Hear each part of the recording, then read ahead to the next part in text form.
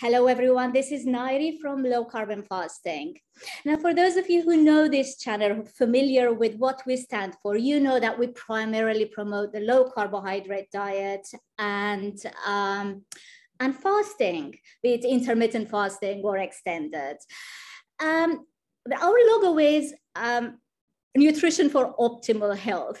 Now, we know that to achieve optimal health, we cannot just cut out our carbs and do the occasional fasting and assume that we're going to be, in a place where our health is, in optimal range. So I often tell the people that I coach that the oils we consume have a big impact on your health. So today's guest is a researcher who knows all about oils. Tucker Goodrich, welcome to Low Carb and Fasting. It's a pleasure. Thank you so much. Tucker, we are going to talk all about oils, the good, the bad, and the ugly. By ugly, I mean some of the ugly, and in fact, they are ugly consequences, health consequences of the so-called bad oils or the unhealthy oils. Tucker, before we start, would you mind introducing yourself to our audience, telling them a little bit about your background, professional background, and how you got into nutrition research? Yeah, well, I got into nutritional research because I was dragged in kicking and screaming. It was a topic I had no interest in except to avoid it. I had a mother growing up who was on Weight Watchers, and I watched her roller coaster and just came to the general conclusion that most diets were nonsense. And then I was a technology expert on Wall Street for a large hedge fund and largely self-taught in that field. It was at the time one of the top 100 hedge funds in the world, so it was a pretty big organization. And in my late 30s, I started getting sick. I wound up, when I was 38 years old, spending 4 days in a stroke ward for what was initially thought to be a stroke. I was unable to speak or see normally for about 5 or 6 hours, which is not typical for a stroke, but we won't get into that.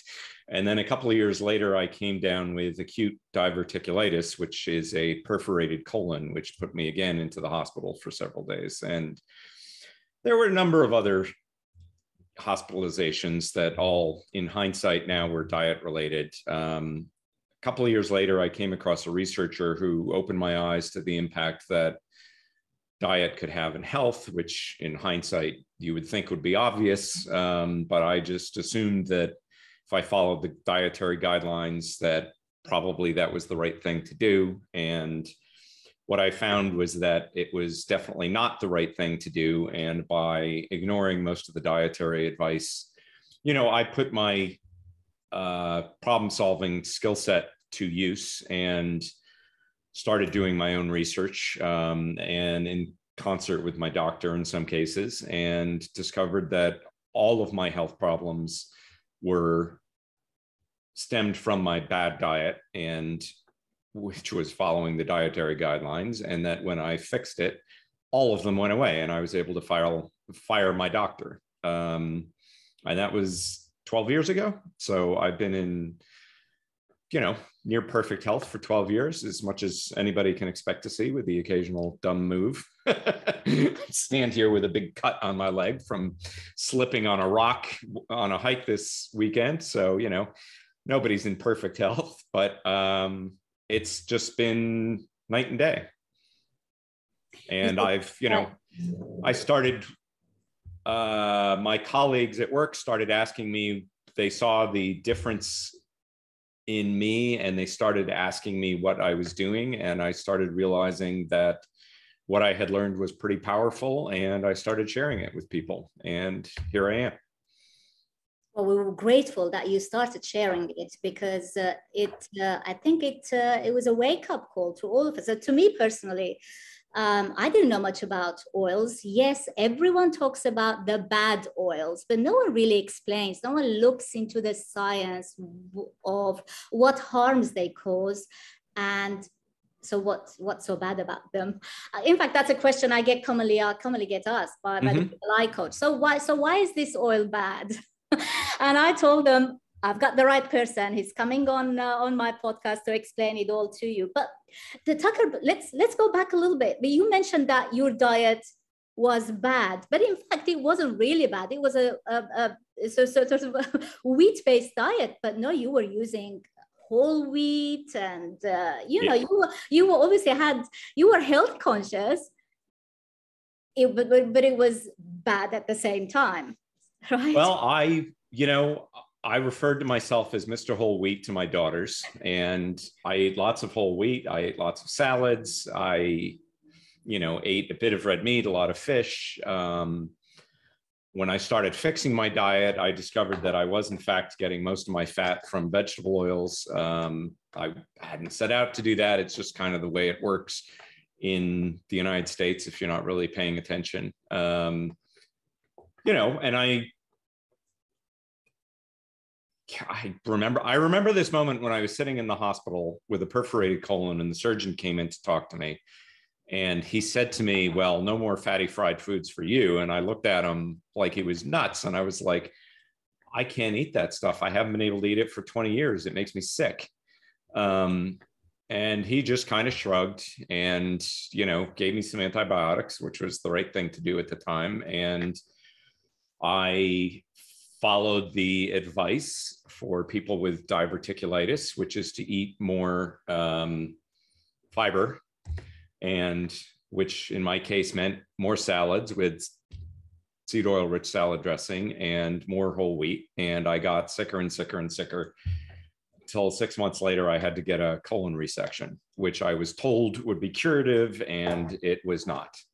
So a couple of years after that, I figured out how to fix my diet. I found out that taking seed oils out, which was the first thing that I did, made a huge difference, and also revealed to me that I had a massive gluten intolerance, and combination of those two things triggered all of my symptoms, as I learned subsequently. So, for instance, I could replicate my stroke-like symptoms if I accidentally consumed some wheat. I would lose the ability to talk. I would lose my vision, partially lose my vision. And, so needless to say, I'm very diligent about that. Did you have to go did you have to have surgery for colon surgery?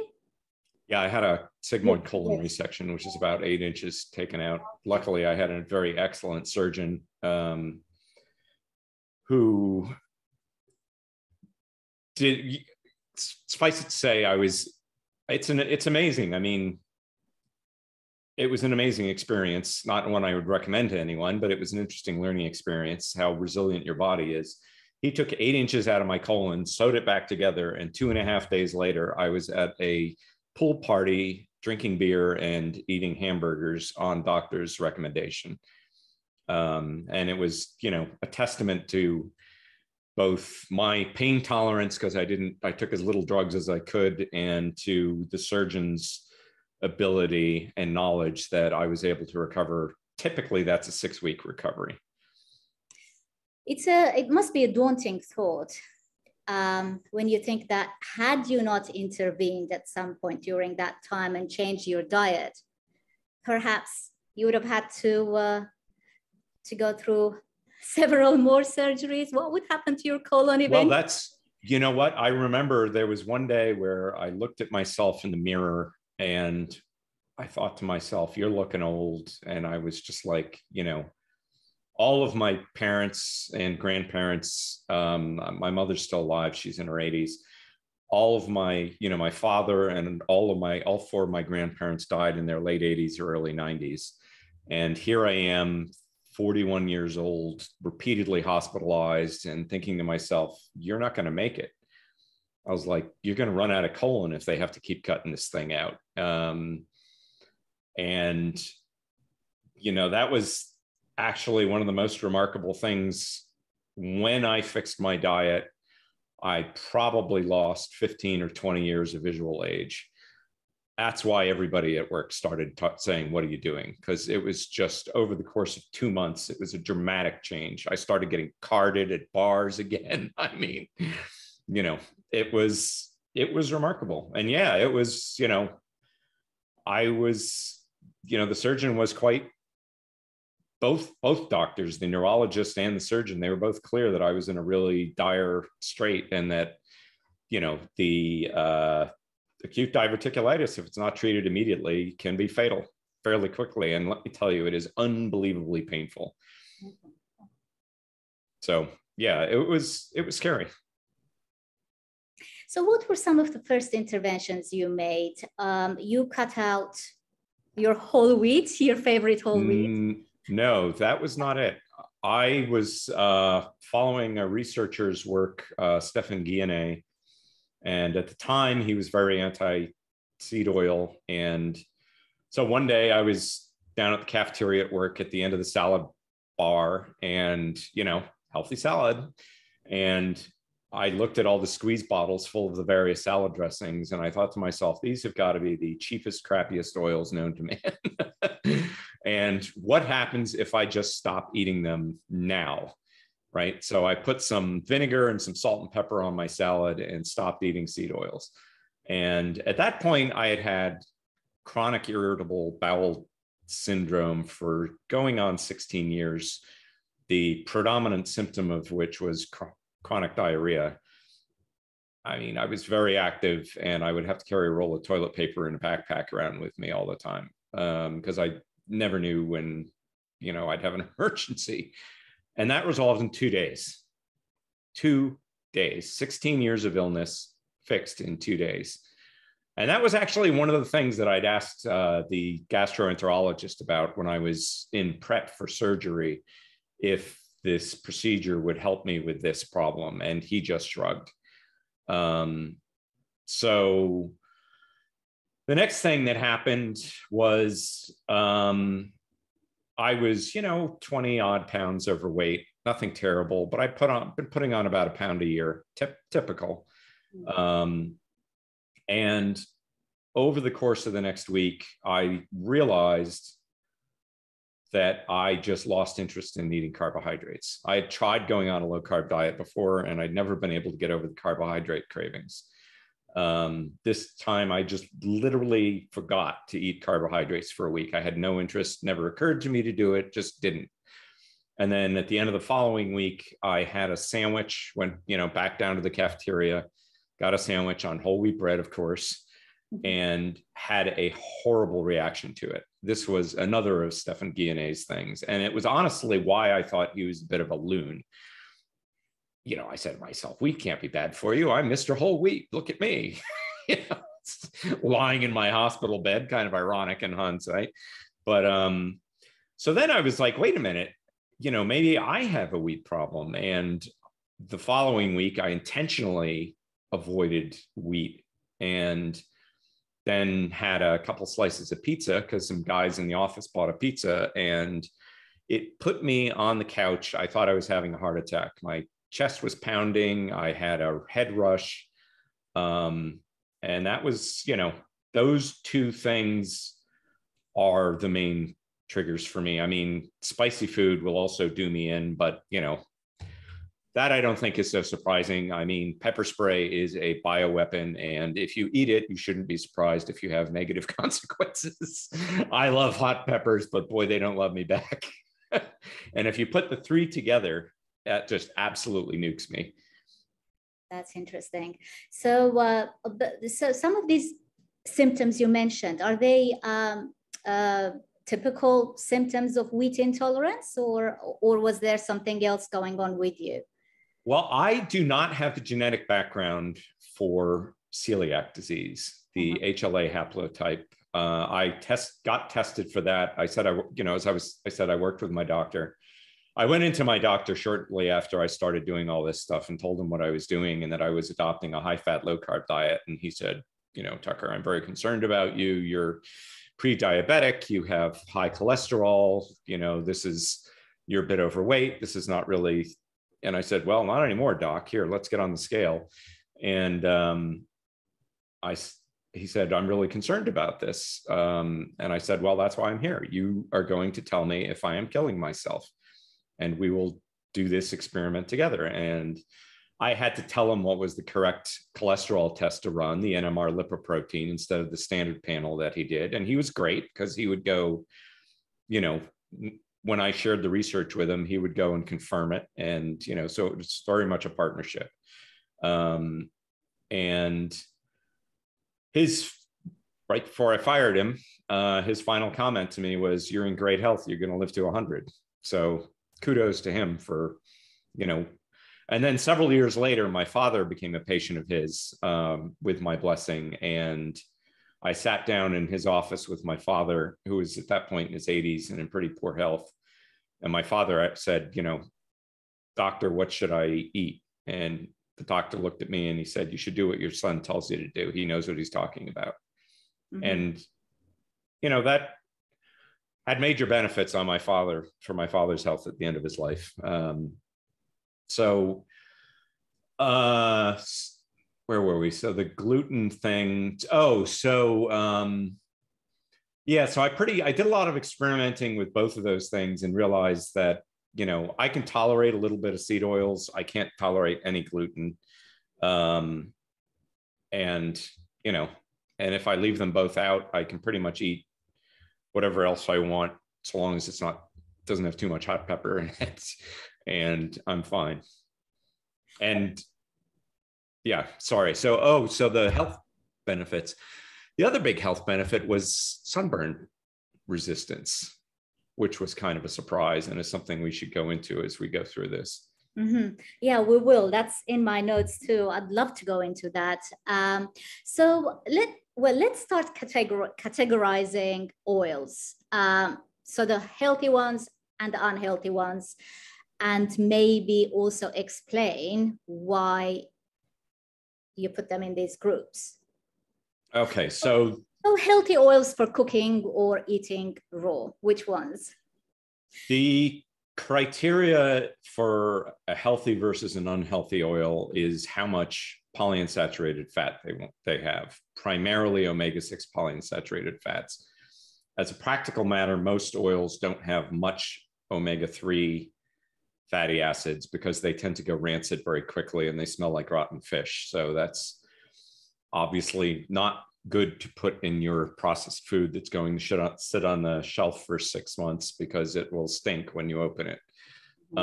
So an unhealthy fat is a fat with a lot of omega-6 fats, and a healthy fat is a fat that doesn't have much. At one extreme, you get things like rice bran oil that's probably 60% omega-6 fat. And at the other extreme, you get, things like coconut oil or beef tallow that have a tiny little percentage of omega-6 fats. And the problem with omega-6 fats is that because of their molecular structure, they're very unstable and susceptible to oxidation, which is what your grandmother would have called rancidity, right? Rancid fats are toxic fats, period, end of story. So you do not want to eat things that go rancid. That is what causes the negative health consequences of seed oils. And apparently all processed seed oils contain from 400 to 1,000 times the level of rancidity as a living organism would contain. So arguably all omega-6 fats are rancid when they come out of the factory, which is something I learned just recently and was quite surprised to find out. Now, how do you make it worse? You cook with them. Yes, And considering that these are cooking oils, not being able to cook with them is a bit of a problem. Cooking oils are recognized by the International Association for Research in Cancer as a type 1 carcinogen based on consistent evidence from animal models and probable evidence from human models. They cause lung cancer, and they cause a different type of lung cancer from what smoking causes. And this type of cancer is most consistently seen in non-smoking women who do a lot of cooking, and it is increasing around the world. In fact, Sarah Hallberg, who I'm sure you know of, just died of lung adenocarcinoma, which is the type of cancer that's caused by cooking with seed oils. I don't know anything about her health history. but that is the type of cancer that's caused by cooking with seed oils. Sarah Holberg of Virta Health. I might put their website in the bottom as well. It's useful for the audience. So which ones are we talking? You mentioned the rice bran oil. What others? Let's name a few others that people commonly use. Anything. So I call them, okay, so let's back up a sec. There's vegetable oils. Yes. Right? I try to distinguish between fruit oils, which is made from the outer fruity part, right? Like an olive has a pit. Olive oil is generally made from the outer part of the olive, not the pit. The pit's the seed, right? Mm-hmm. Same thing with avocado. Avocado oil. Same thing with avocado. Coconuts are a weird plant. You can find them described as a seed, a nut, or a fruit. So let's just kind of put them aside. They're a healthy oil, but botanically, they're kind of bizarre. I mean, you look at a coconut and you say, boy, it looks like a seed to me. So, yeah. But because they're tropical, they have a different fatty acid balance. So the bad ones, the obvious bad ones are corn oils, soybean oil, sunflower oil, safflower oil, basically anything. Safflower is made from safflower seeds. Sesame oil is problematic. And unfortunately, the fruit oils, olive oil and avocado oil, are all often adulterated with cheaper seed oils. So if you're going to cook with those, I use them sparingly. I buy mayo made with or avocado oil, and I use olive oil sparingly. I'll go through maybe 16 ounces of olive oil a year. And mostly I use pastured butter, and then coconut oil, depending on the flavor I want in a dish. Mm-hmm. And then beef tallow. Lard can be problematic also because of what pigs are fed, right? These fats bioaccumulate up the food chain. So if you feed a pig a lot of seeds and seed oils to fatten them up, which is what they do, then they're going to concentrate those oils in their bodies just like we do. And what you wind up eating is not so much a pig as a bag of grain and seed oils, right? And the fats can change, can dramatically change, go from if you feed pigs coconut oil, they're going to be about 2% omega-6 fats. If you feed them soybean, they're going to be up to 30% omega-6 fats. So they can actually be worse than something like canola oil.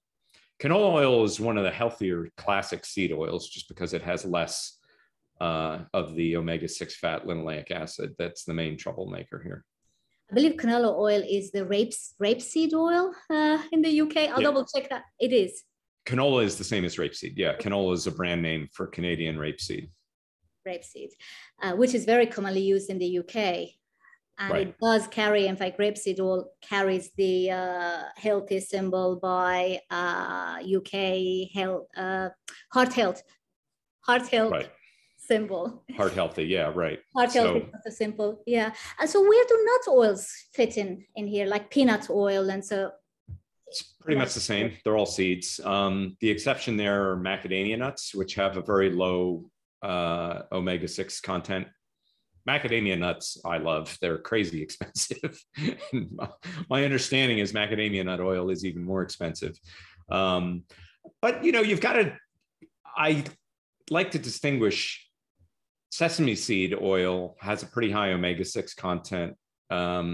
It has some pretty effective antioxidants. Historically, it was recognized to cause people to get ill. But, if you're I use sesame oil as a flavoring, and that's a couple drops. So I don't really worry about that, right? I would be very careful about deep frying in any oil, right? And pan frying is actually even worse in terms of having the oil go rancid.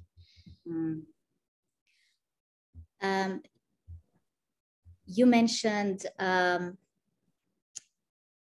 there is, by the way, a great website run by a friend and colleague of mine called Seed Oil Rebellion, and they have lots of information on good and bad oils.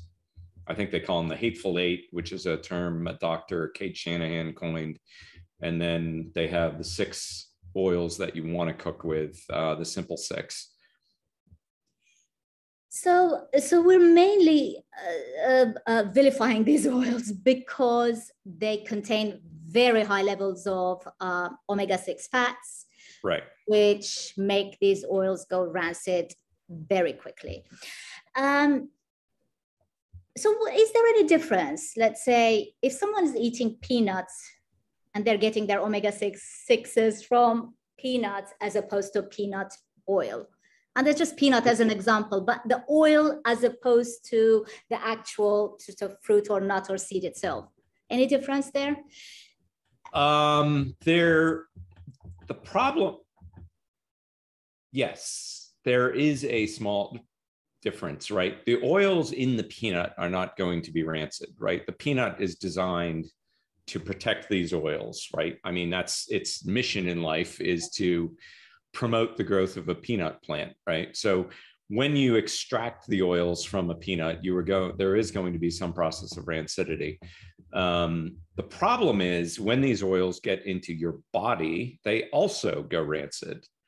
So they may start off as less rancid, but when you consume them, they will be incorporated into the tissues of your body and go rancid there. That, as you might imagine, is a bad thing. And we should talk about some of the rancidity products. Now, interestingly enough, to give you an example of the difference between a good peanut and a bad peanut, I recently learned that one of my favorite candies are peanut M&Ms. And I recently learned that a number of years ago, there is actually a low linoleic acid variety of peanut, a low omega-6 peanut. And the Mars company, the company that makes peanut M&Ms, committed 5 or 6 years ago to switch from the high linoleic to the low linoleic peanut, right? So now what did that mean for the Mars company, right? They didn't do this for health reasons. They did this because it extended the shelf life of these peanuts by 10 times. That's the difference in rancidity between a low linoleic and a high linoleic fat, even when it's inside the peanut. Right? So wow. I'm stoked because peanut M&Ms are back on the menu for me as a treat once in a while. They are pretty delicious. Okay. But I was really shocked to hear what a difference it made. And there is actually for years been a big push in industry to lower the linoleic acid content of a lot of cooking oils because these fats cause a lot of problems. I mean, the craziest problem is if these fats are so unstable that, let's say you have a fryer and you have a guy working the fryer and he's wearing a uniform, and the uniform is going to get covered with a lot of these oils, right, from the deep fryer. And he takes his uniform off and it's a hot summer day and he throws it in the bin. And then they take the bin out to the laundry truck and they're driving along. And guess what happens? The uniform bursts into flames because the oils are so oxidatively unstable. They also cause a varnish around the fryer and inside the kitchen, right? Which is, it's a varnish. So it's really hard to clean off, right? Mm-hmm. So they've been pushing for lower linoleic acid oils because of not even because of the health problems, just because of the problems they have in cooking with them, right? Mm-hmm. So it's been a big push in industry to try and fix these oils. They haven't focused so much, they haven't explicitly focused on the health issues. And I think a lot of it is just because they just don't want to admit it, but you can find articles in the industry journals. For instance, there was a paper that was done years ago looking at deep frying potatoes, French fries in oils, and noting that the oil breaks down into an aldehyde, which is called 4-hydroxynonenal, HNE. This is a highly toxic product, right? It is cytotoxic, meaning it kills cells. It is genotoxic, meaning it causes genetic mutation. It actually causes a mutation in a gene called the TP53 tumor protection gene. It is the gene in your body that helps your body defend itself against cancer tumors getting going. This is the most common mutation we find in the most common Western cancers, like breast cancer and lung cancer and skin cancer. And, you know, the article kind of at the end of this paper, they said, look, these oils are breaking down into high levels of this highly toxic thing. Maybe we should, oh, and it also causes obesity, just, you know, to really put the cherry on top. Maybe we should be concerned about this. And, you know, what'd you hear? Crickets. They will tell you, you know, it's amusing because the Harvard School of Public Health, on the one side of their mouth, they will tell you to eat seed oils. And on the other side of their mouth, they will tell you not to eat fried foods. What are fried foods cooked in? Seed oils. So make up your mind. Are they good or bad for you? Right? I'm interested, Tucker. So what makes the omega-6 oils? What about their structure? Because you did talk about their molecular structure. So what is it about their structure that makes them more prone to oxidation compared with omega-3 oils? Well, it's interesting. Omega-3 oils are actually more susceptible typically to oxidation, which is why fish go bad so quickly, right? What smell of a rotting fish is the smell of rancid omega-3 fats. The things that omega-3 fats break down into, the aldehydes and oxidation byproducts, are not as toxic as the ones from omega-6 fats. They are still toxic, but they are like several orders of magnitude less toxic. So, you know, you should also avoid rancid omega-3 fats. Obviously, that's easy to do because you can smell them. Rancid omega-6 fats are used preferentially in processed foods because people don't really smell them, right? It gives a stale flavor. It doesn't smell, you know, like a rotting fish. So people are still willing to eat rancid omega-6 fats in like a bag of potato chips. And if you ever have, you know, pulled a bag of nuts out of your closet or and you realize, oops, I put this in here last year, and you smell them, you will smell the smell of rancid omega-6. And it's just this kind of stale, flat smell. It's not obviously objectionable. So it's, you know, the problem is the toxins that they break into are far more damaging to your body. They're two of the major ones, malondialdehyde and HNE, are both genotoxic. They both induce genetic mutations in vivo and are very implicated. I mean, HNE was originally discovered when they were studying cancer, and they kept coming across this molecule and tried to figure out where it came from and realized, oh, it comes from omega-6 fats exclusively. So I talk about that a lot because it is a really good marker, and the only place that it comes from is from a fat that you can only get from your diet, right? So into your mouth, into your cells, breaks down genetic damage.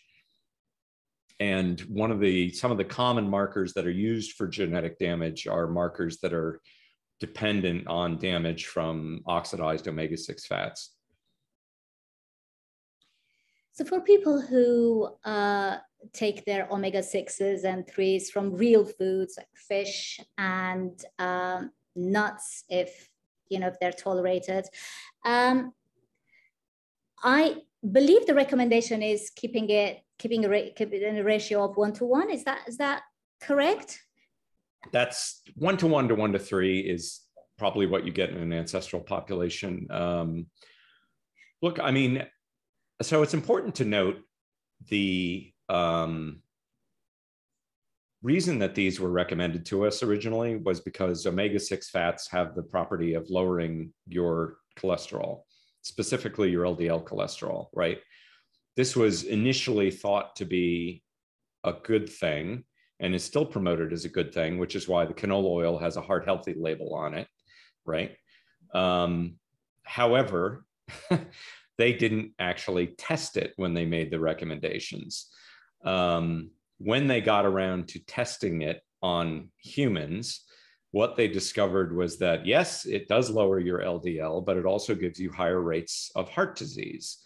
And the most famous of these tests was something called the Minnesota coronary experiment, which was conducted by a gentleman named Ansel Keys, who was the primary promoter of this idea that polyunsaturated omega-6 fats are good for your heart. He ran this test, and what they found was that the degree of harm was commensurate with the amount of LDL lowering. So the people who had the biggest effect had the worst outcomes, right?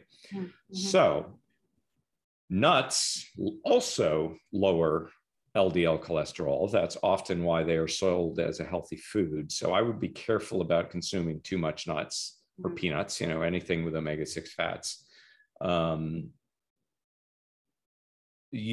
For fish, you don't need a lot of these fats, right?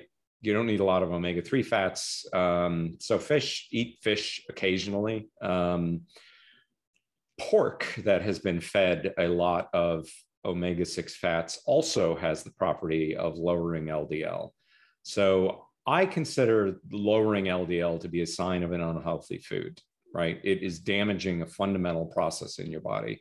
We're not entirely clear as to why it lowers the LDL, but the negative effects that go along with that have been pretty clearly demonstrated in human experiments. So I would be careful of any food that lowers your LDL.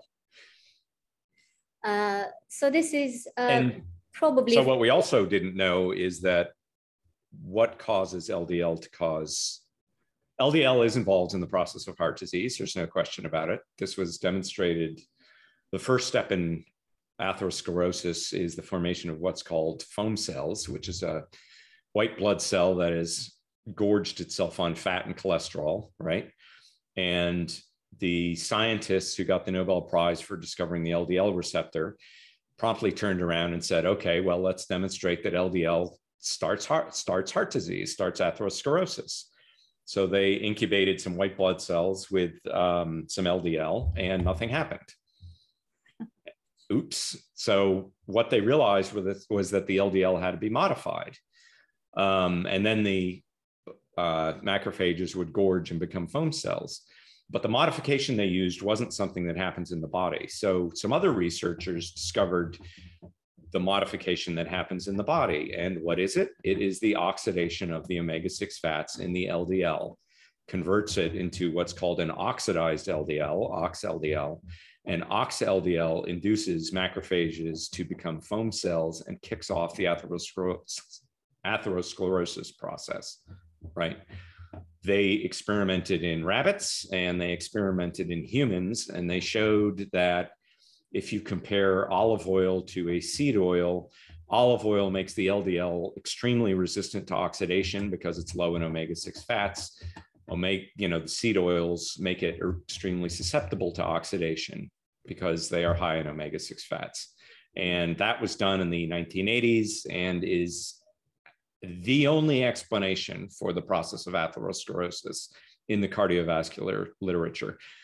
Other things that are involved in heart disease, like smoking, for instance, are involved in this process because they also kick off the oxidation of these omega-6 fats in your blood.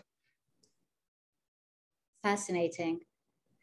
Well, you did mention for people who like to enjoy nuts occasionally, you did mention the macadamia nuts being, yes, and me too, being the safest as far as their omega-6 fats are concerned. But you talked about nuts traditionally would be a seasonal food, obviously, right? There's a season for nuts. Nuts are hard to get at. Mm-hmm. Dr. Michael Eads wrote a fantastic article on his blog about his adventures in getting nuts when he was a kid in Arkansas. And I think they were pecans. And he said to shell pecans, he would pick them off the tree, put them in a burlap bag, and run over them with his pickup truck. Cavemen didn't have pickup trucks, right? It was hard to get a lot of nuts. And traditional populations, we discussed rice bran oil. One of the reasons that Asians eat white rice is because the omega-6 fat in rice, the rice bran oil, is in the bran, right? That's the brown part of the rice. So white rice has the omega-6 fats removed. And they did that because otherwise it goes rancid very quickly. Right. right? That's why white rice is one of the better grains to eat, because it's one of the lowest in omega-6 content, because the omega-6 has been removed. Albeit it's not perfect for diabetics. Well, if you have a glucose intolerance, that's an entirely different with story. The blood sugars would be affected. Yeah. No, white rice is like the next best thing. After pure glucose, I think white rice is the most effective thing for raising your blood sugar. Yeah, exactly. You said it right. But I wanted to say something about the macadamia nuts. I think they're one of those groups of nuts that have the least amount of carbohydrates. For anyone counting their carbs, there you go. So that's a win-win. Yeah, that's the only nuts I eat occasionally. And they're easy to find here in Mexico. Now I'm in Mexico, but very easy to find. They're everywhere and affordable. So I'm thinking, I've never even seen this many packs of macadamia nuts in my entire life. Well, you're lucky, because I get them at Whole Foods, and they're not cheap. I'll send you some. Okay. So we talked about the vegetable oils, seed oils. Let's go about the saturated fats. As in, you did mention lard.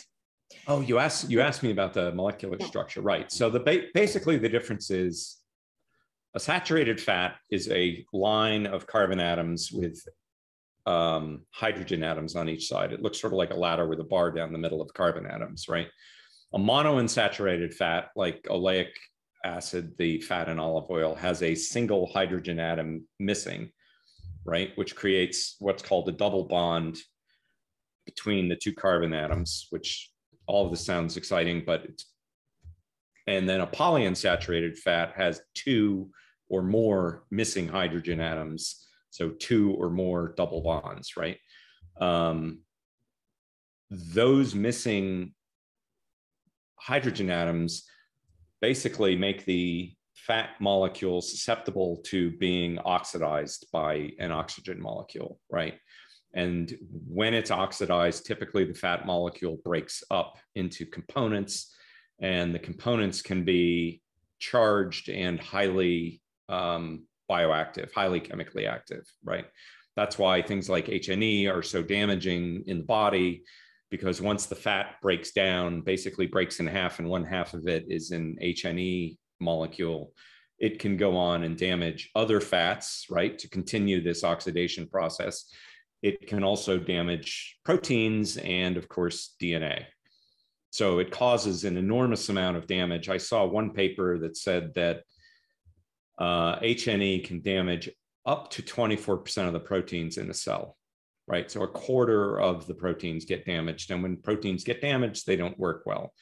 And typically the proteins that get damaged are the ones that are involved in energy production, because this process of the omega-6 fats breaking down happens inside your mitochondria, and it causes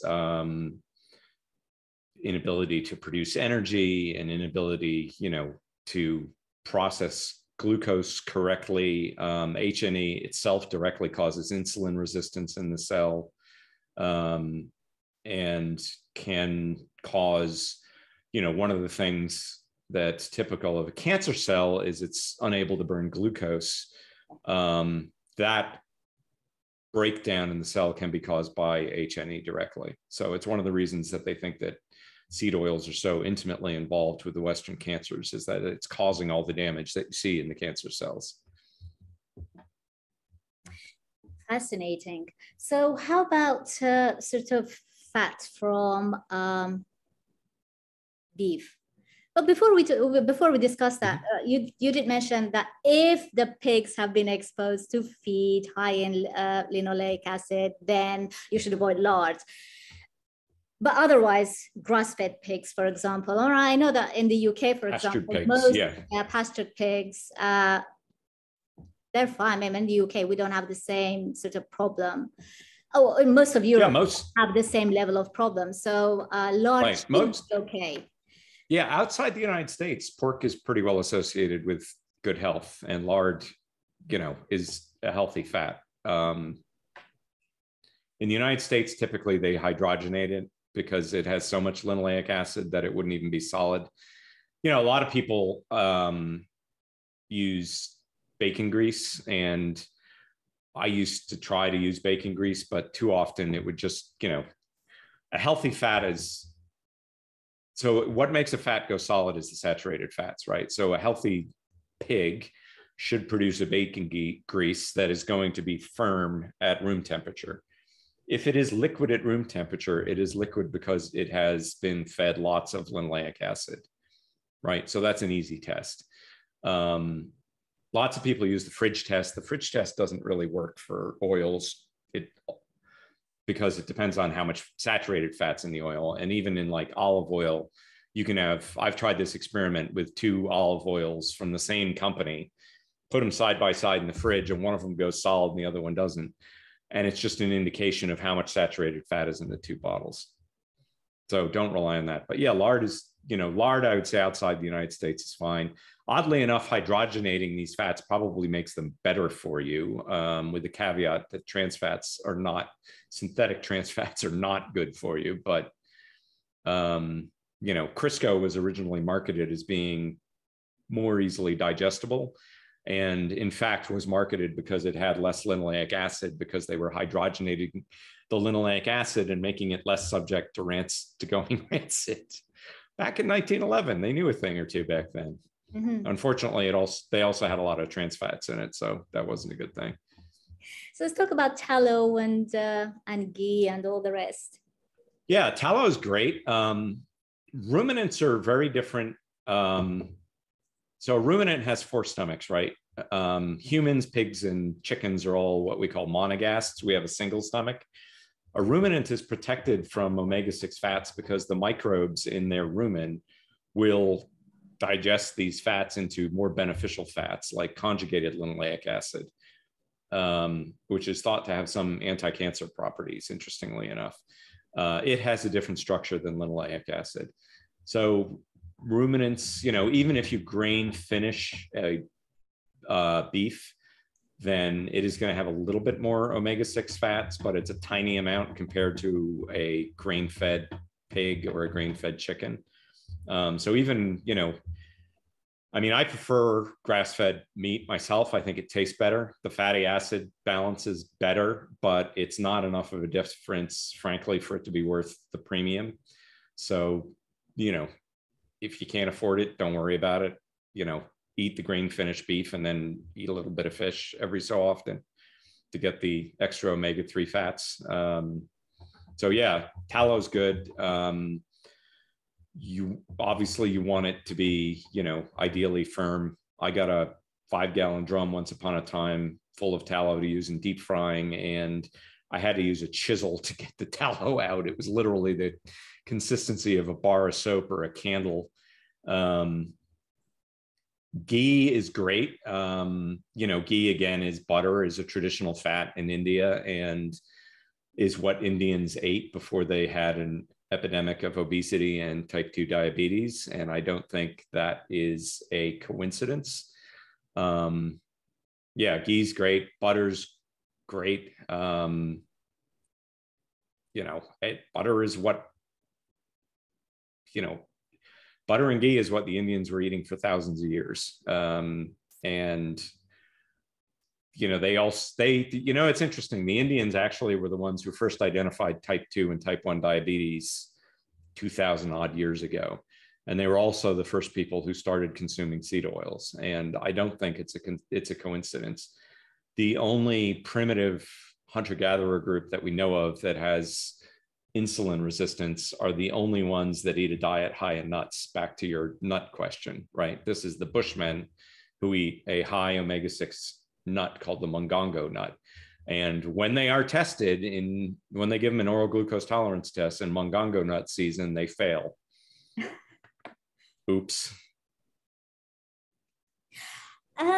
Okay, so you mentioned the flammability aspect of all these vegetable oils, right? That was interesting, right? Isn't that crazy? Part of the chef's apron would actually catch fire because of the oils.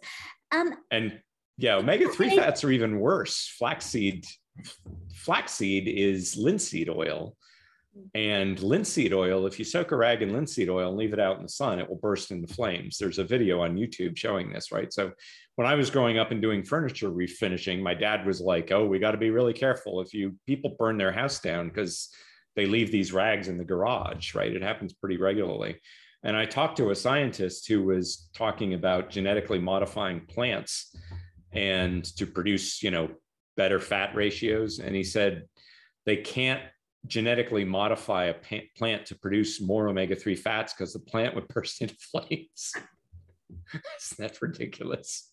Well, that's absolutely fascinating. But I'm wondering if that flammability aspect is or the shares a common cause with why people get sunburn. Well, consuming these oils. Yeah. So sunburn is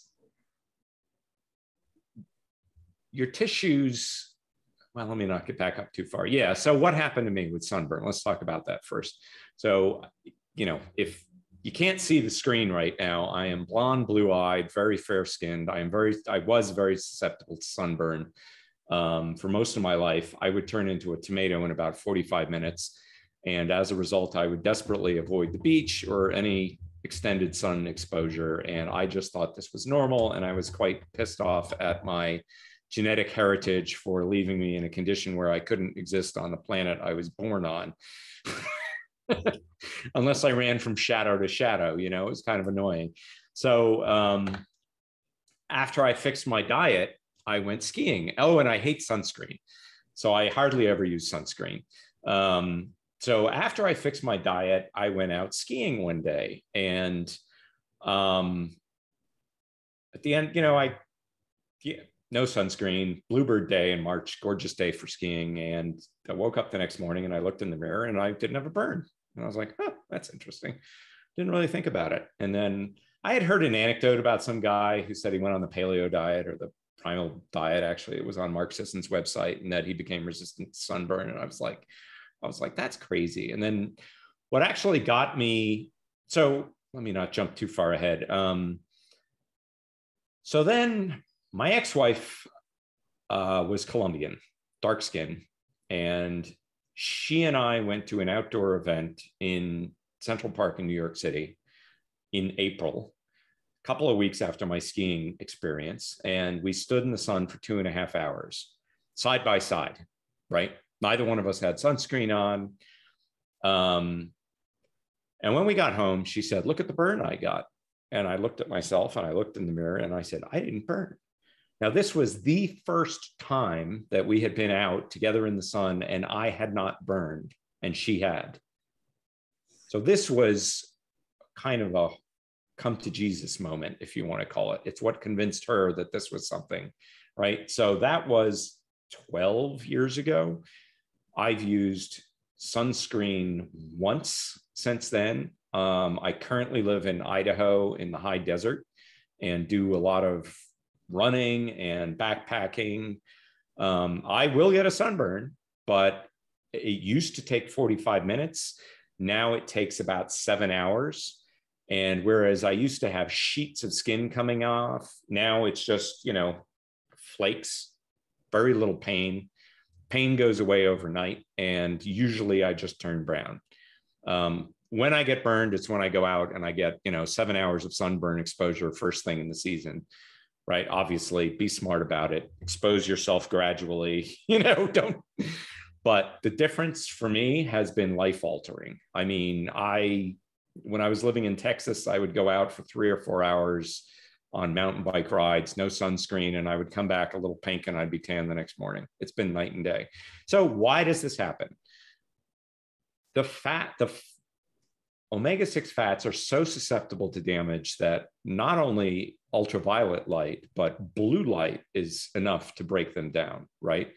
So when they break down into that chemical. They've tracked this in humans, right? By exposing the skin to sunlight and then seeing what changes in the skin. And the toxic chemical HNE is increased in sunburn, and HNE directly induces inflammation in the body, right? And cell damage, cell death, all of the symptoms of a sunburn, essentially. So what is happening is the omega-6 fats in your skin are breaking down into a toxin, an inflammatory toxin, right? This also happens in your eyes with blue light, which is why we have the leading cause of blindness. Age-related macular degeneration is caused by blue light breaking omega-6 fats down in your eye, which damages the retina. That's the only one of the few medical conditions I know of where doctors will recommend that a low omega-6 diet will prevent that disease. And that is, again, the leading cause of blindness. So it is not too far to go to say that omega-6 fats are the leading cause of blindness.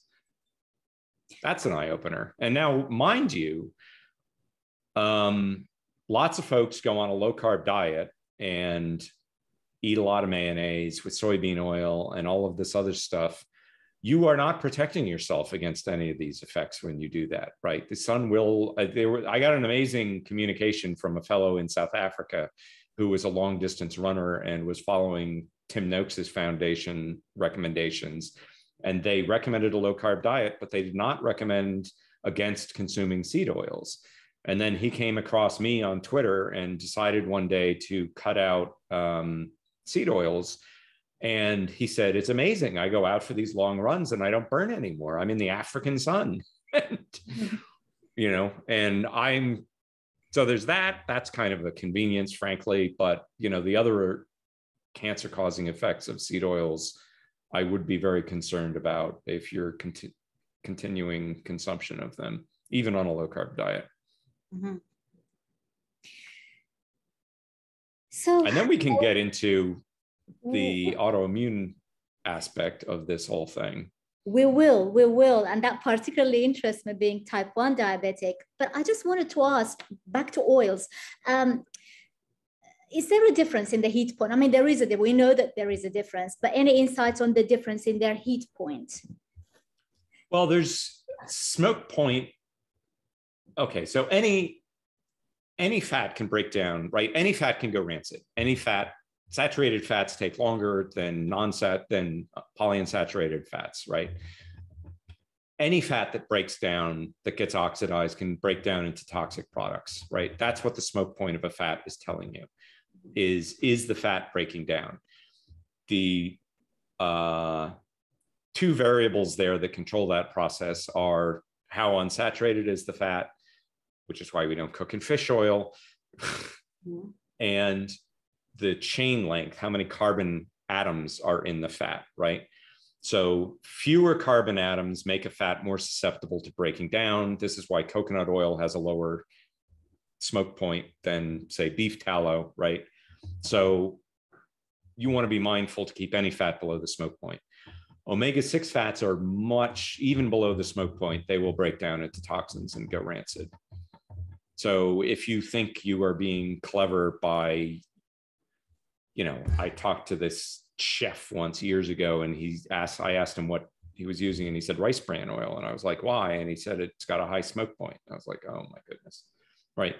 And there's, back to the industry being aware of this stuff, the industry literature is full of accounts of fats going toxic in acceptable heat ranges, right? There's an enormous literature on this. This is why they are creating GMO rapeseeds and GMO soybeans and GMO all sorts of plants to try and lower the linoleic acid content, right? Because the scientific industry literature is full of accounts of what fats go rancid, and the linoleic acid content of a fat controls how fast it will go rancid under normal cooking conditions, even if it has antioxidants.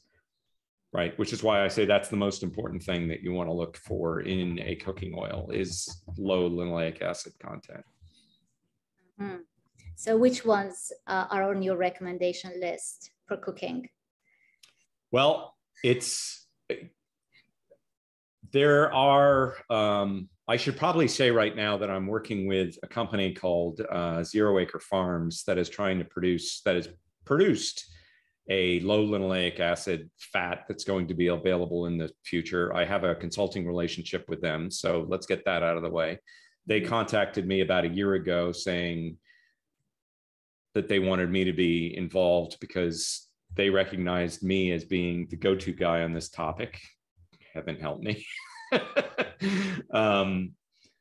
But basically, you know, when that product comes out, that's going to be a really interesting product because it's going to have, I think, the lowest linoleic acid content of any cooking oil available on the market right now. But there's an awesome paper. There are things like hyoleic. They call, whenever you hear hyoleic in a cooking oil, what you need to think is low linoleic. So for instance, there's a hyoleic sunflower oil that has a much lower linoleic acid content than regular sunflower oil. There's a hyoleic safflower oil, right? You want to always go towards hyoleic, which means low linoleic. That's what you're looking for, is low linoleic, right? That's why butter is beneficial, tallow is beneficial. That's why this, you know, cultured oil from Zero Acre Farms is going to be beneficial. Even Harvard University has finally started to come around. They put out a paper recently on the benefits of olive oil. You have to be a total nerd to find this paper as funny as I did, because they went out of their way to blame oxidation as being a harmful part of the process without ever pointing out what gets oxidized in these oils, which is the linoleic acid. They said, oh, olive oil is good for you because it has more oleic acid and it's not susceptible to oxidation. Yes, it's not linoleic acid. Just come out and say it, guys, but they can't because they've been pushing this for years. You know, it's up to people like me to be able to speak the truth. And you're doing a commendable job. Thank you. I appreciate you coming to this channel, by the way. It's been fascinating so far. My next question is about mental health, or brain fuel, brain health. Any links between the oils consumed and brain health? Huge links. I interviewed a gentleman, oh my goodness, I just blanked on his name. It'll come back to me. Amir Taha, who is a research scientist looking at omega-6 oils and brain health. And I asked him. I listened to it. I'll put the link. It is on Tucker's YouTube channel. I'll put the link below. Yeah. So I asked him at the end, if somebody would give him $1 billion to do his dream research project, what would it be? And his answer was he thought he could show that omega-6 fats cause Alzheimer's disease. And I think he's right. And one of the reasons why I think he's right is, you know, all the therapies for Alzheimer's disease, which have all failed, every single one of them, even the ones that are on the market, try and affect a protein called beta amyloid, right? And we won't get into what beta amyloid is, but if you want to cause beta amyloid, see, I'm an engineer, right? And what engineers like to do are poke things, right? This is why engineers often die from electrical shocks, because they're like, or from making things blow up, right? Because they've always got to push the system. So the immediate question is, what causes beta amyloid, right? Well, Harvard University published a paper a bunch of years ago that showed that if you inject HNE, the chemical that we mentioned that comes exclusively from omega-6 fats, into a rat's brain, it will cause beta amyloid to be produced, right? So the conclusion in that was that oxidative stress, which is a term they use that effectively means omega-6 fat toxicity, is upstream of beta amyloid production, right? Which would explain why the ApoE4 genotype is a precursor to, or rather predisposes you to Alzheimer's disease, because effectively what that's involved in is controlling the level of oxidative stress in your brain. And the common markers that they use in the medical literature for oxidative stress are oxidized omega-6 fats like HNE and MDA, right? So that pathway seems to exist in every single neurodegenerative disease, right? Amir Taha published another paper looking at omega-6 fat intake and IQ, and found that it relates to a lower IQ, including, if I remember correctly, in human children. I am interviewing next week a scientist called Tom Brenna, who has actually come out and said he thinks it's unethical to feed human children a high linoleic acid diet because of the negative effects on brain health. And he did an RCT recently with starving children in Africa, showing that a high linoleic acid food supplement that's intended to help them recover is highly damaging to their brains versus a low linoleic acid, high omega-3 alternative. So there are, I mean, I actually, years ago, before I ever got interested in fixing my diet, I read this newspaper article about an experiment in an English prison where they gave the prisoners fish oil supplements, and they discovered that it reduced their aggressive behavior. And that experiment has been replicated a couple of other times in prisons, right? And essentially, you know, if you're in prison, you're getting, I mean, according to the Weston Price Foundation, you're getting garbage food, which shouldn't be a surprise, right? But they found that that had a real impact on their health. And there's lots of papers looking at omega-3 fats and depression. Now, okay, omega-3 fats are different from omega-6 fats. Back to Dr. Brenna.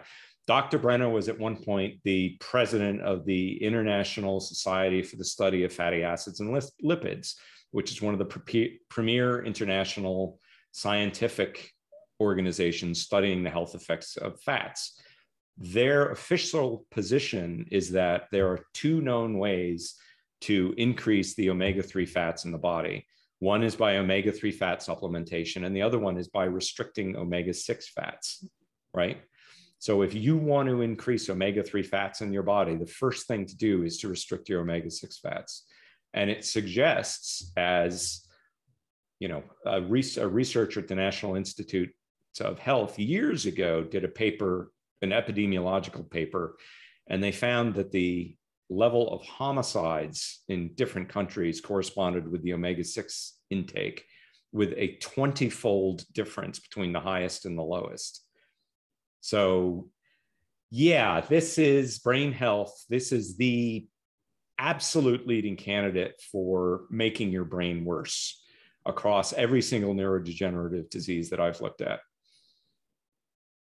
That's incredible data you gave there. Just so much to take. Terrifying. Terrifying. And you know, anyway, I was saying about that prison experiment. So after that experiment, I started supplementing with fish oil, and I never noticed anything. You know, so there you have it. Before. Huh? You weren't aggressive before. So here's the problem. After I finally, you know, after that moment at the salad bar, when I decided to drop my omega-6 fat intake, my colleagues told me how much my mood improved and how much of I think the word he used was asshole I had been, and how much more even-keeled and mellow I was since I had fixed my diet, and how happy they were that I had done that. And this was a guy I've been working with for years. I was so embarrassed. But, you know, thank God I made that change. But yeah, everybody I worked with commented on how much my disposition changed. How mortifying is that? I mean, it was great that I discovered it and that I discovered it myself, but good Lord, that was an embarrassing moment. Can we then say that people who are making that change, reducing the omega-6s, will experience better sleep patterns, healthier patterns? Certainly could be. I mean, there's the National Institutes of Health is doing a experiment right now with migraines and chronic headaches. And they found that lowering the omega-6 fat intake is the best treatment we have for migraines and chronic headaches, better than any drug. And I get migraines. Their treatment is basically they give you whatever drug they have at the front of the shelf and they hope it works. And if it doesn't, they give you something else. So we now have the most effective treatment, and it's lowering linoleic acid in your diet. And interestingly, they weren't even able to hit their target lowering level because of the poor quality of the American food supply. Which is why I think coming out with better fats as an alternative is going to be so important.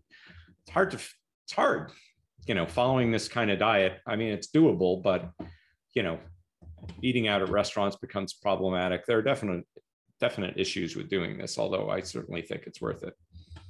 So yeah, the neurodegeneration story and the brain health story is an absolute layup. Absolute layup. Let's talk about autoimmune diseases, of which type 1 diabetes, which I've had now for 44 years, is one. Right.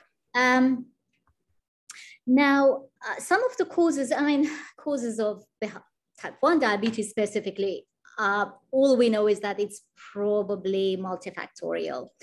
Which means, by the way, multifactorial translates from medicalese into English as I don't have a clue. I don't have a clue. It could be this or that or that.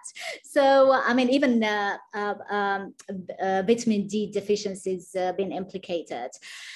But you have another. Well, and let's just caveat with yeah, everything is going to be worse if you're malnourished. True.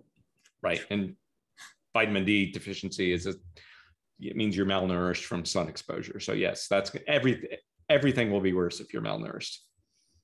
We can get that out of the way. They're poorly nourished with omega-6. It's malnourishment, absolutely. Any links between autoimmune diseases and omega-6 fats? So I'll start with a little anecdote. I have a family history of allergies and eczema going back. My daughter has it, I have it, had it, my father had it. My father had eczema so badly when he was a kid that he had no fingerprints. All of his fingerprints were basically burned off his hands by the eczema. My father had allergy shots. I had allergy shots. My older daughter, who had really, same bad eczema, bad allergies, was on deck for allergy shots. She was seeing the same allergy practice that I was seeing when I had seen when I was a kid. And then I fixed my diet. And I started reading about this stuff. And I read a really interesting book by a Dennis Burkitt and the other fellow who wrote the book with Trowell, called Western Diseases, Their Emergence and Prevention. And these were two doctors who worked in Africa during the time that the Western diet was introduced. And what they talked about in Africa was the emergence of different diseases, right? I mean, for instance, diverticulitis is what Burkitt is famous for. He's the one who came up with a hypothesis that a lack of fiber protects you against diverticulitis, although we now know that doesn't really work all that well. It didn't work for me. But it's a fascinating book. And then you get to this section in this book on autoimmunity. And what they say, it's pretty short, because they say autoimmune diseases were unknown in Africa prior to the introduction of the Western diet. Unknown? Really? Unknown. So, what are the common elements of a Western diet? Well, it's refined sugar, refined wheat and other carbohydrates, but mainly wheat, and refined seed oils, right? Bingo, those three. So I told my daughter, who didn't like the idea of going on this paleo diet, not eating wheat bread anymore, I said, I bet you that if you stick with this diet, that you won't need these allergy shots, right? Okay. 2 years later, we're at the allergist in the middle of allergy season, in the spring, cars are all covered with pollen, everybody's sneezing. And there's my daughter sitting in front of the allergist, and she has no sign of allergies, none. He fired her as a patient. And he said to me, and I had told him that I thought this was going to happen, and he just couldn't get his head around it. And he did say to me, I've never seen allergies resolve this quickly and with no treatment. She never did get the allergy shots. Now she went off the diet, you know, she was a kid. She still kind of follows it, but not as closely as I do. And her allergies have come back a little bit, but they're not as bad as they were. And she's not going to need shots. She takes, you know, Claritin during allergy season. So complete resolution of allergies confirmed by a medical doctor in 2 years. Not too shabby, right? So what causes autoimmunity? There are 3 known causes I've found in the literature that will reliably cause autoimmunity in humans. The first is poison ivy, which we don't eat for obvious reasons. Interestingly enough, apparently about 20% of the population doesn't have any reaction to poison ivy, so go figure.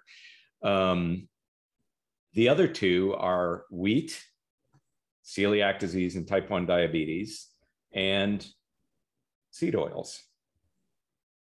Right? So there's your Western diet, wheat and seed oils, the 2 known causes of autoimmune disease, right? My allergies are gone, totally gone. I used to be terribly allergic. The one thing that really the shots never did the job for was dust. And at one point I spent, you know, I was moving out of a house. I spent 3 months cleaning things out. Nothing, no allergies, no allergic reaction to dust. I now have a dog. I'm allergic to dogs, nothing. So my allergies are totally gone. My asthma is totally gone. My eczema is totally gone, right? So what happens here, right? Let's start with poison ivy. Poison ivy is a fat called urushiol, which has been extremely well studied because we all know it as lacquer, right? Lacquer, the furniture, is actually made from the sap of the poison ivy plant. So they've done a lot of research into it because people who work with lacquer get lots of skin rashes, not surprisingly. Lacquer causes your body to become an autoantigen, right? It changes the molecules in your cells so that your body thinks it is foreign, right? In urushiol, this process is dependent on how much polyunsaturated fat is in the oil, okay? Wheat is slightly different. It's the same process, but it's caused by an amino acid, 33-mer, which causes effectively let me see if I can get this. I haven't run through this in a couple of years, but 33-mer causes tissue transglutaminase, which is an enzyme that's used all throughout your body and in your gut to be altered in such a way that your body attacks it. And also that proteins that tissue transglutaminase makes are altered such that your body will attack them, which is why celiac disease as a disease has so many different manifestations because it can effectively make you allergic to any part of your own body, right? We talked about oxidized LDL before and how that's caused by omega-6 fats. That is an autoimmune reaction, right? In doing the research on oxidized LDL, they came up with an antibody because they wanted to be able to identify it. And what they discovered was that this antibody was identical to a germline antibody against staph bacteria. Right? So your blood, the LDL in your blood, becomes indistinguishable to your body from a bacteria. Boom, there's your autoimmunity. Right? Now, it turns out that this same antibody also reacts against something called cardiolipin.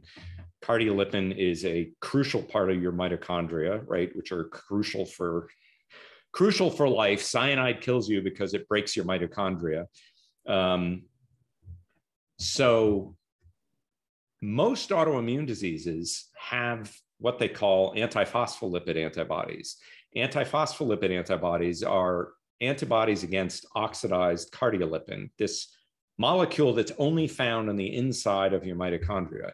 when that has omega-6 fats in it and they get oxidized, it breaks down into its antigen and it gets attacked by the body, right?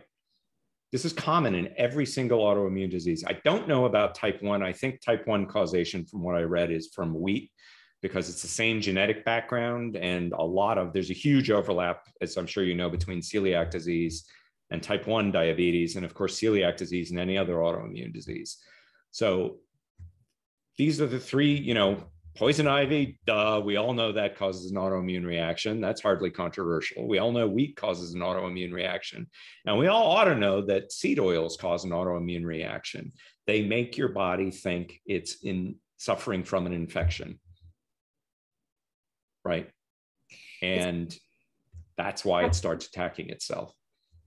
Perhaps interesting here to note that some of the indigenous populations don't suffer from type 2 diabetes, obviously, but they don't also suffer from type 1 diabetes Right. or other, as you said, other autoimmune diseases. Right. And my hypothesis, the fellow who's done the most research on wheat is Alessio Fasano. And so one of the really interesting things about celiac disease is that the incidence of celiac disease has gone up almost fourfold since the end of World War II. And I mean, that's clearly something where you need a genetic predisposition, most likely, depending on what definition you use. But the common definition is that you have a genetic predisposition to it, and you have to be exposed to wheat, and there has to be some kind of a trigger, right? Which is very similar to type 1 diabetes. Something triggers it. Not everybody who has the genetic predisposition gets it. So with type 1 diabetes, I know they think that Coxsackie virus can trigger it in some people. Fasano's hypothesis is that possibly there's some change in the gut microbiome that's happened over the last 40 years that may be the reason that celiac disease is going up in prevalence, because the genetics haven't changed and the wheat consumption hasn't changed. So it has to be something else that's changing. Now, linoleic acid can alter the gut microbiome. This is very well known. And it also can induce this pathogenic reaction in the body. So I wonder if, our increasing consumption of seed oils isn't also what's triggering our increased levels of celiac disease and type 1 diabetes. Hypothesis. But that said, my first piece of advice to anybody with any autoimmune disease is get rid of wheat, get rid of seed oils, because they're both known causes of autoimmunity. Yes, and perhaps that's why people who don't make any changes to their diet or nutrition find themselves developing yet another autoimmune disease, right, and a third one and a fourth one. It's very, very common with type 1 diabetics. So right. It's the best thing you can do for your health today. And it really doesn't, it's not a huge change of what you eat, really. I mean, cutting out wheat and cutting out sugar and changing your oils, it's not sort of an extensive change of diet. And you wind up eating a lot better. I call this the cheating diet, or the eating like a king diet. And honestly, to be fair, if you look at Queen Elizabeth's diet, she eats a diet. I mean, she's the queen. She gets to eat cakes and things, but she eats a low carb diet, and she has for her entire life. And it's lots of meat, lots of rich sauces, and she's doing great. I mean, I think everybody would be happy to be in her shape at her age. So,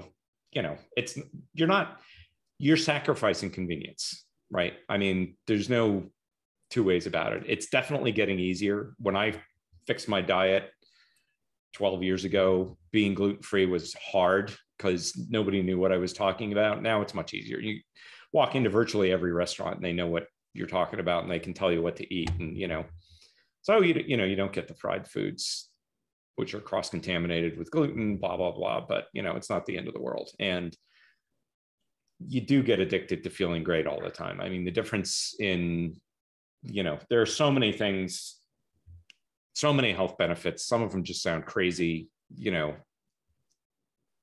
it's just been phenomenal. It's mental been phenomenal. clarity, mental clarity, energy all day long. These are worth it. These are worth every effort. Oh yeah.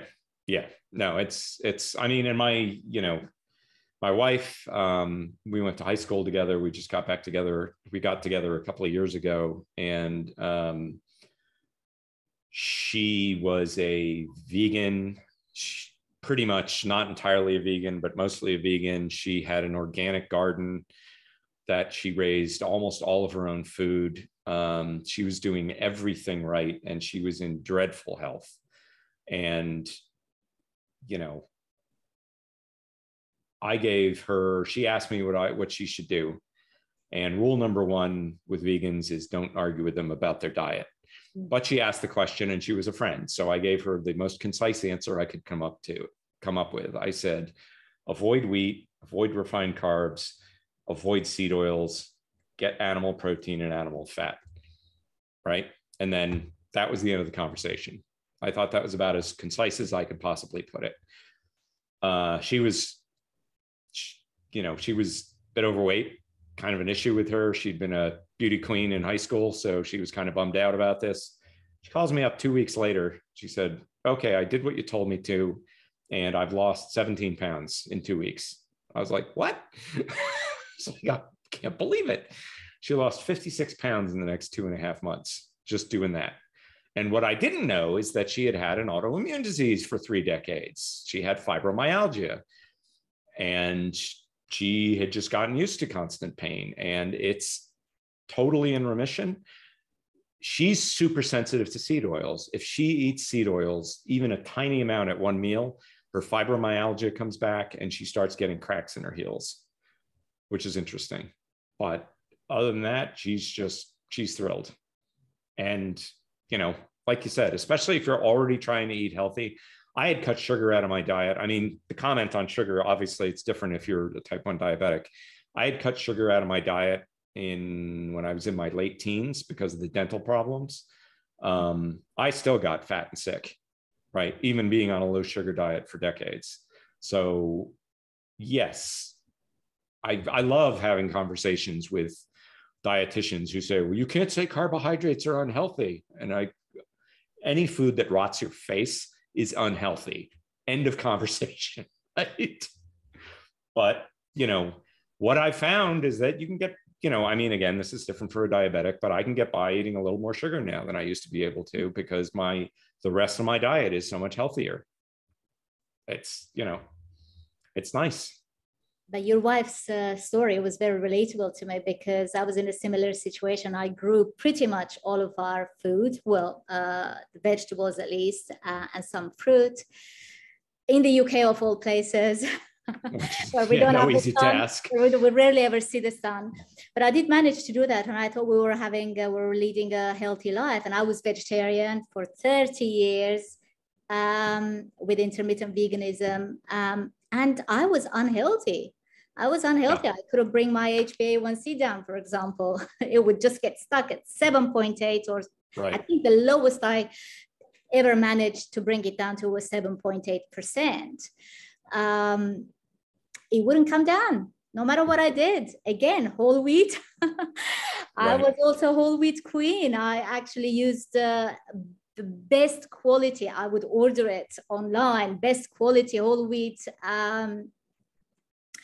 flour to make bread every single morning. Fresh start, fresh day, new loaf of bread. It's the basis of a healthy diet, we're told.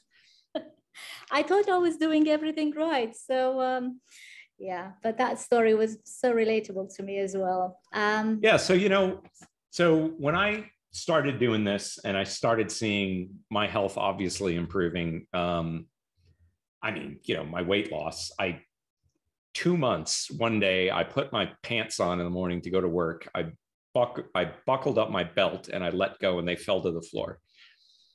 Right. I was like, okay, this is cool. Right. It was obvious that I was getting better. But I had to know why it happened. Right. I had heard this thing about avoid vegetable oils, are bad for you, but nobody ever said why. And I don't do anything unless I understand the why, right? I mean, that was, I was running a big, complicated system in a high stress environment. And I always had to know the why of things because I was the one who would have to fix it later on.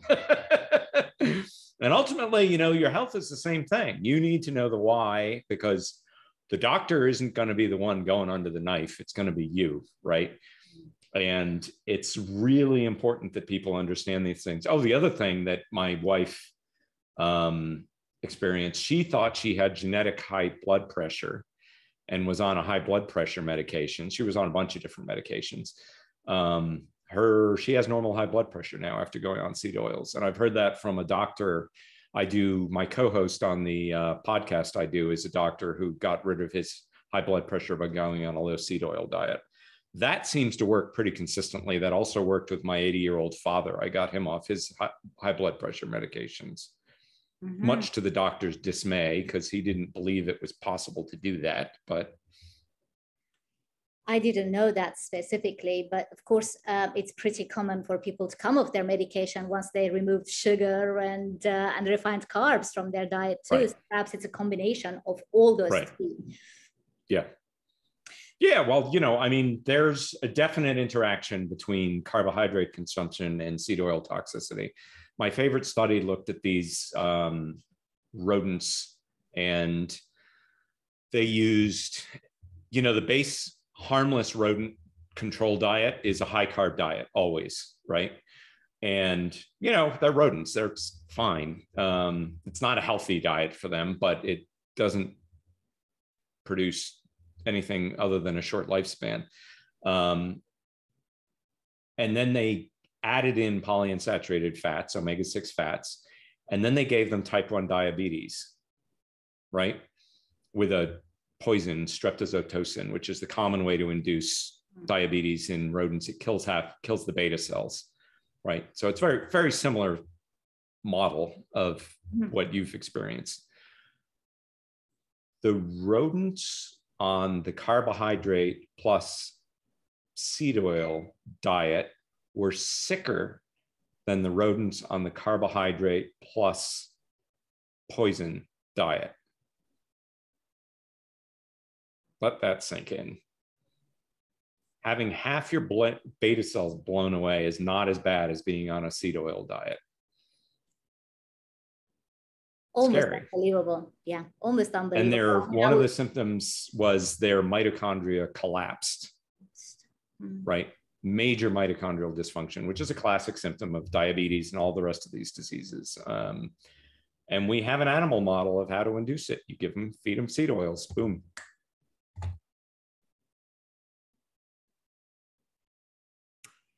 Lots to take from this interview today. I hope our audience will find it helpful. Tucker, I can't thank you enough for joining us today. Oh, pleasure. We spent an hour and a half, and I think we covered pretty much everything that people would be interested in. So once again, thank you so much for all your insights. Thank you. It was great. It was a really good conversation. You had an awesome list of questions there. Thank you very much. We'll do this again some other time. That'd be great.